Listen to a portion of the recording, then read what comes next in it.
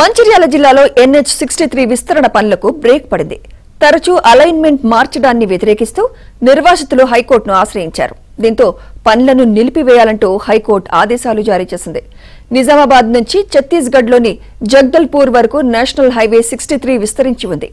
ఈ హైవేను ఆర్మూర్ నుంచి మంచిర్యాల వరకు 4 లేన్ గా మార్చాలని కేంద్రం నిర్ణయించింది. ఈ మేరకు 5,354 కోట్ల రూపాయల అంచనాతో 160 కిలోమీటర్ల పొడవున గ్రీన్ ఫీల్డ్ హైవే నిర్మాణానికి మొదటి అలైన్మెంట్ రూపొందించారు.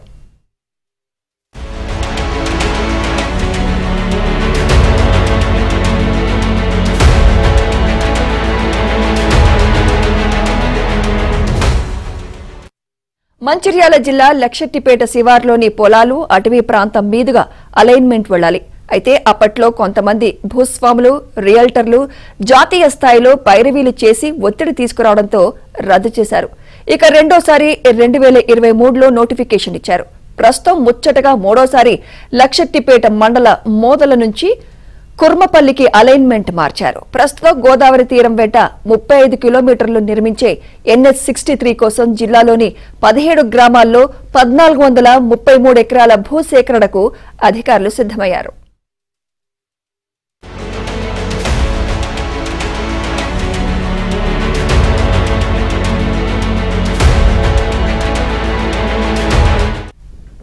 హైవేలు, ప్రాజెక్టుల కోసం ఓసారి భూములు కోల్పోయిన వారి నుంచి రెండోసారి భూసేకరణ చేయడానికి వీల్లేదు. ఈ మేరకు సుప్రీంకోర్టు నుంచి స్పష్టమైన ఆదేశాలున్నాయి. ఇక్కడ రైతులు ఎల్లంపల్లి ప్రాజెక్టు కోసం హజీపూర్, లక్షెట్టిపేట మండలాల్లో 1000 ఎకరాల సాగు భూములు త్యాగం చేశారు. దాదాపు 9 గ్రామాల ప్రజలు నిర్వాసితులుగా మారారు. అయితే NH63 మూడో అలైన్మెంట్ విషయంలో NHAI అధికారులు దీన్ని పరిగణలోకి తీసుకోవడం లేదు. 2004లో ఎల్లంపల్లి ప్రాజెక్టుకు భూములు ఇచ్చామని, మిగిలిన కొద్దిపాటి భూమిని నేషనల్ హైవేకు ఇస్తే తాము రోడ్డున పడతామని రైతులు ఆందోళన వ్యక్తం చేస్తున్నారు.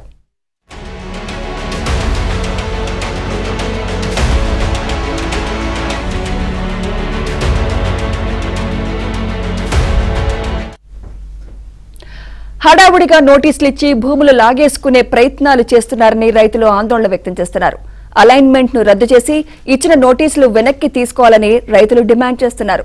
తమకు నష్టం కలిగించే రూట్ మ్యాప్ ను రద్దు చేయాలని కేంద్ర రాష్ట్ర మంత్రులతో పాటు ఎమ్మెల్యేలు, ఉన్నతాధికారులను కోరినా ఫలితం పట్టించుకోలేదు. దీంతో హైకోర్టును రైతులు ఆశ్రయించారు. రైతుల పిటిషన్ విచారించిన హైకోర్టు ధర్మాసనం NH63 పనులు ఆపాలని మధ్యంతర ఉత్తర్వులు జారీ చేసింది. హైకోర్టు నిర్ణయంపై నిర్వాసితులు హర్షం వ్యక్తం చేస్తున్నారు.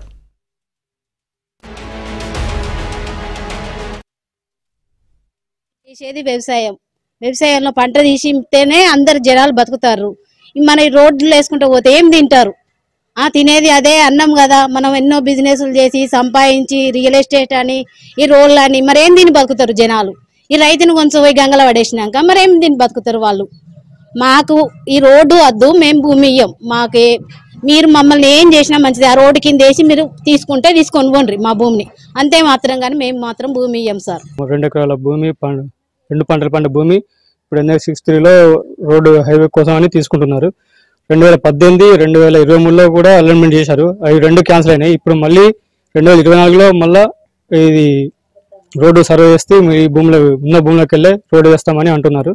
దాన్ని 2018, 2023లో ఎట్లా క్యాన్సిల్ చేశారో దీన్ని కూడా అలాగే క్యాన్సిల్ చేసి మా భూములను మాకు కావాలని, మా భూముల నుంచి రోడ్డు వేద్దని మేము కోరుకుంటున్నాము.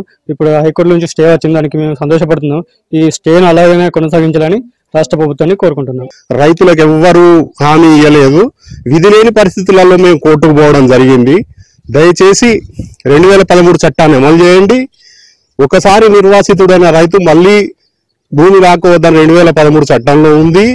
ఈ చట్టాన్ని పూర్తిగా తుంగలో దొక్కి గత ప్రభుత్వం తుంగలో దొక్కింది. మరి యూపీఏ ప్రభుత్వం, కాంగ్రెస్ ప్రభుత్వం చేసిన ఈ చట్టాన్ని కనీసం ఇప్పుడు ఇక్కడ ఉన్న కాంగ్రెస్ ప్రభుత్వం అమలు చేయాలని మేము రైతుల పక్షాన కోరుతున్నాము.